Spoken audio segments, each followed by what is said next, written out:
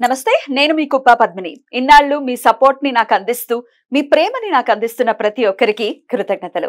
ఇప్పుడు చూడబోతున్న ఈ వీడియో కూడా ఖచ్చితంగా మీకు ఉపయోగపడుతుంది. లైక్, షేర్ అండ్ సబ్స్క్రైబ్ చేసి మీ ఇష్టాన్ని అలాగే మీ సపోర్ట్ ని నాకు అందించండి. అలాగే ఈ వీడియో పట్ల మీ అభిప్రాయాన్ని కమెంట్ సెక్షన్ లో కమెంట్ చేసి నాకు తెలియజేయండి. నమస్తే, వెల్కమ్ టు అవర్ ఛానల్. నేను పద్మిని. ప్రస్తుతంతో పాటు ప్రముఖ ఆధ్యాత్మికవేత్త, ఆస్ట్రోన్యూమరాలజిస్ట్, ఎనర్జీ వాస్తు స్పెషలిస్ట్, శ్రీ విద్య ఉపాసకురాలు శ్రీమతి జయప్రద గారు మనతో పాటు ఉన్నారు. మాట్లాడదాం. నమస్కారం అండి. నమస్తే అమ్మా. శ్రీమాత్రే నమః. బాగున్నారా జయప్రద గారు? నేను బాగున్నానండి. Thank you. బోర్డు మీద ఆల్రెడీ రాశారు డిసెంబర్ మాస ఫలితాలు వచ్చేస్తోంది. డిసెంబర్ మాసం ఎంత ఫాస్ట్ గా పరిగెడుతున్నాయి రోజులు, వర్ణనాతీతం. చాలా ఫాస్ట్ గా, నవంబర్ అయితే ఇంకా ఫాస్ట్ గా వెళ్ళిపోయింది. కార్తీక మాసం కదా, మనం ఆ భక్తి పారవస్యంలో ఉన్నా వెళ్ళిపోయింది అలాగా. చక్కగా పొద్దున్న లేవడం, స్నానాలు చేయడం, గుళ్ళకి వెళ్ళడం, దీపాలు పెట్టడం, రావడం, ఇంటికి రావడం, అసలు ఎప్పుడు తెలియదు ఎప్పుడు పడుకున్నాం అని తెలియకుండా చాలా చక్కగా. రైట్.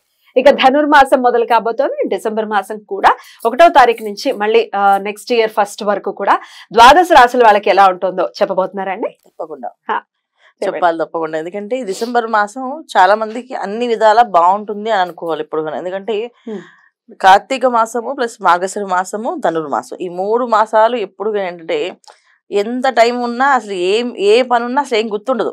ఎన్ని ప్రాబ్లమ్స్ ఉన్నాయి, ఎన్ని కష్టాలను గుర్తుండవు.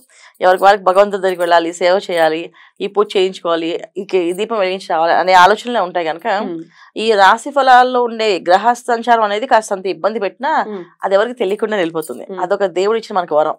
భగవంతుడు ఎప్పుడు ఏదో ఒక మనిషికి వరం ఇస్తూనే ఉంటాడు. మనం అది గుర్తించుకోవాలి.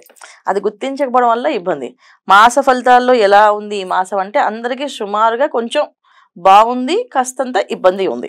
అయితే బాగున్నా ఇబ్బంది ఉన్నా అందరూ దేవాలయానికి వెళ్ళడం, దర్శనం చేసుకుని ఏదో రూపంలో స్వామివారి దర్శనం చేసుకుంటూ అసలు దీపం పెట్టడానికో పూజ చేయడానికో వెళ్తూ ఉంటాం. కనుక ఈ అనుగ్రహం మనకి ఆ స్వామివారి దగ్గరికి వెళ్ళడం వల్ల అనుగ్రహం మనకి చక్కగా ఉంటుంది. అయితే గోచారంలో ఈసారి ఉన్న గ్రహస్థితి మనకి చూసుకుంది తప్పకుండా. సో వృషభ రాశిలో గురువు వక్రించి ఉన్నారు, కర్కాటక రాశిలో కుజుడు ఉన్నారు, తర్వాత కన్యా రాశిలో కేతు, తర్వాత మనకి వృశ్చిక రాశిలో రవి బుధులు కలిసి ఉన్నారు, తర్వాత మనకి మకరం రాశిలో శుక్రుడు.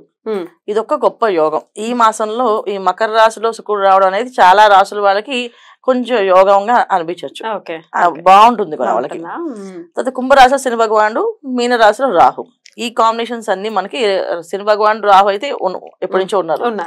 సో ఈ కాంబినేషన్స్ లో ఏంటంటే గురువు వక్రించి ఉండడం వల్ల కొన్ని లాభాలు ఉన్నాయి కొంతమందికి, కొంతమందికి ఇబ్బందులు ఉన్నాయి. శని భగవాన్ వక్రగతి నుంచి నార్మల్ స్థితికి వచ్చినందుకు కొంతమందికి చాలా హ్యాపీగా ఉంది, కొంతమందికి కాస్త మళ్ళీ ప్రాబ్లమ్ స్టార్ట్ అవుతుంది. సో మనం ఎవరెవరికి ఎలా ఉందో మనం ఈ విషయాలు తెలుసుకుంటూ వాటికి పరిహారం చేసుకు ఏం లేదు, మనం ప్రతి విషయాన్ని భయపడక్కలేదు. ఇది ఇలా ఉంది కనుక మనం పరిహారం చేసుకుంటూ నామస్మరణ చేసుకుంటూ, భగవంతుని మించిన శక్తి అయితే ఎవ్వరికి ఏది లేదు.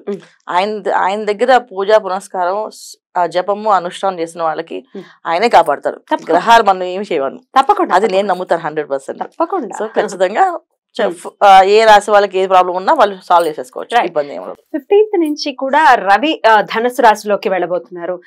అంటే పంచమాధిపతి భాగ్యస్థానంలోకి అది మంచి ప్లేస్ అని అనుకోవచ్చు. మంచి ప్లేస్. ధనస్సు రాశిలో రవి భగవాన్ అంటే రవి జనరల్ గా మకరంలో దిగ్బలాన్ని పొందుతాడు, దశమ స్థానానికి. ఏంటంటే దిగ్బలాన్ని పొందుతాడు ఆయన మకర రాశిలో.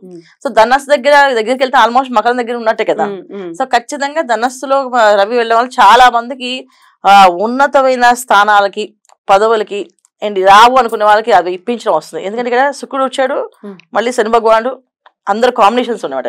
రవి, శుక్ర, శని, రాహు ఒక గ్రహమాలికలో ఏర్పడుతుంది. అంటే మనకి గురువు కూడా ఉన్నట్టు అక్కడ. ఎందుకంటే గురువు వక్రించి మేషాన్ని చూస్తున్నట్టు ఆ లెక్కన మనకి మొత్తం పంచగ్రహాలు ఒకే మాలికలో వచ్చినప్పుడు అదొక రకమైన యోగం. అది షష్టగ్రహాలు 6 ఉన్నాయి, 1 2 3 4 5 6 మీరు అన్నట్టుగా గురువు బ్యూటిఫుల్ అండి. చాలా మంచి ఈ స్థితి మాత్రం చాలా మంచిది. మరి దీని రీత్యా మరి ద్వాదశ రాశుల వాళ్ళకి, మరి కర్కాటక రాశి వారికి ఎలా ఉండబోతుందండి డిసెంబర్ మాసం?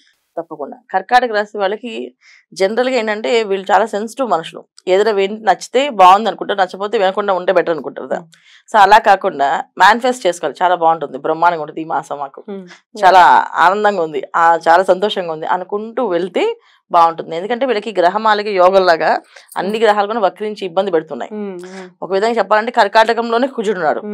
సో కుజుడు ఆ కర్కాటకంలో ఉండడం వల్ల ఏంటంటే కొంచెం అనీజీగా వాళ్ళకి ఉంటుంది. ఎంత సెన్సిటివ్ గా ఎవరితోటి మాట్లాడకుండా మన పని మనం చేసుకుందాం అనుకున్నా సరే అలా ఉండదు. పిలిచి మరీ గొడవ పెట్టడానికి సిద్ధంగా మనుషులు ఉంటారు. అది కుజుడు ఉండడం వల్ల అన్కంఫర్టబుల్ అక్కడ వాళ్ళకి పర్సనల్ గా. ఇంకా చుట్టూ వాతావరణం ఎలా ఉన్నా సరే ద్వితీయాధిపతి రవి వృశ్చిక రాశిలో ఉన్నాడు బుధుడితో కలిసి. సో బుధుడు వీళ్ళకి వ్యయాధిపతి తృతీయాధిపతి. తృతీయాధిపతి చక్కగా రవితో కలిసి ఉండడం వల్ల ఏదైనా చెప్పాలి సమయానికంటే అవి గుర్తురావు, అసలు ఆ టైమే గుర్తురాదు. సో దానివల్ల ఏమవుతుంది, ఆఫీసులో వాటిలో ఏమ్మా ఈ మాసం చేయలేవా నువ్వు, ఈ మాసం నీకు రాదా, ఇంత సింపుల్ విషయం చెప్పలేవా అని అంటారు. దీని తిట్లు కారణం ఏంటి, ఇక్కడ వీళ్ళిద్దరు కాదు కారణం, అష్టమ శని భగవాన్ కనుక ఆయన తిట్టిస్తాడు ఖచ్చితంగా. ఆ తిట్లు కారణం అక్కడ ఆయన, ఇక్కడ ఈ పని చేయలేకపోవడం కారణం ఏమో వీళ్ళైతే, చేసే కారణం ఆయన. సో ఈ కర్కాటక రాశి వాళ్ళకి ఈ మాసం అంతా పొద్దున్నే లేవగానే మేనిఫెస్ట్ చేసుకోవాలన్నమాట. బాగుంది మాకు ఈ రోజు, వాళ్ళు చాలా గుడ్ డే, మాకు హ్యాపీగా ఉంటుంది, అన్ని బాగుంటాయి అని చెప్పేసి పాజిటివ్ గా మాట్లాడుకుంటూ పాజిటివ్ గా అనుకుంటే వెళ్ళగలరు. ఎందుకంటే చంద్రుడు కారకత్వమైన ప్లానెట్ అది కర్కాటక రాశి అంటే. సో చంద్రుడు అంటేనే చల్లని వెలుగులు, తర్వాత వాటర్ ప్లానెట్ అంటాం. సో వాటర్ దేంట్లో వేస్తే అలా మోల్డ్ అవుతుంది. సో అలా వీళ్ళు మోల్డ్ అవ్వగలరు. సో వీళ్ళు మేనిఫెస్ట్ చేసుకుంటే సాధించేస్తారు. ఈ మాసం వాళ్ళు నెమ్మగా దాటేచ్చు, ఇబ్బంది అది. ఎప్పుడు దాకా అంటే డిసెంబర్ 16 వరకే. తర్వాత రవి భగవానుడు వచ్చేస్తారు కనుక ఆ రవి ఒక అనుగ్రహం వీళ్ళకి బ్రహ్మాండంగా ఉంటుంది. చక్కగా ఆ రవి అన్ని చూసుకోగలుగుతారు. బుధుడు కూడా వక్రగతి త్యాగం అయిపోతుంది.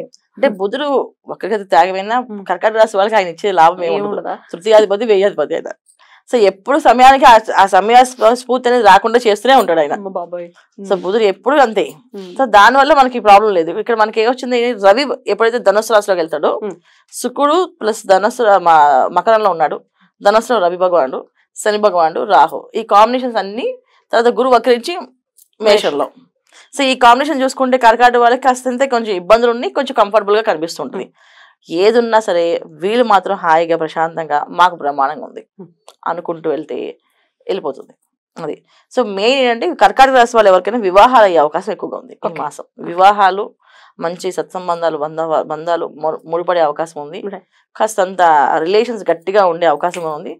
కానీ భార్యాభర్తల మధ్య కొంచెం చిన్న చిన్న విభేదాలు, కష్టాలు ఉన్నాయి. ఎందుకంటే కుజుడు ప్లస్ శని భగవానుడు వీక్షణ చూపులు ఉన్నాయి కదా, కాస్త ఆయన ఒక మాట అంటే ఈవిడ ఒక మాట అంటుంది, నేను తక్కువ తినలేదని చెప్పి ఇంకో 4 మాటలు పిల్లలు కూడా మాట్లాడుతుంటారు.